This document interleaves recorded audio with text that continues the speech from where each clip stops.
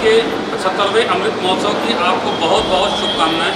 मैं राम मंदान डूमरतराई मार्केट का अध्यक्ष आप सभी को आज़ादी के 75वें अमृत महोत्सव की बहुत बहुत बधाइयाँ देता हूँ। आइए हम मनाएं आज़ादी का अमृत महोत्सव उन सैनिकों के लिए जो गुमनामी के अंधेरे में हैं, जिनका कोई नाम नहीं है, लेकिन उन्होंने देश की आज़ादी में अपना बहुत अहम योगदान दिया है। तो आइए 15 अगस्त के दिन हम आज़ादी का अमृत महोत्सव मनाएं, अपने दुकान और अपने घर में झंडा लगा करके उन सैनिकों को याद करें। धन्यवाद।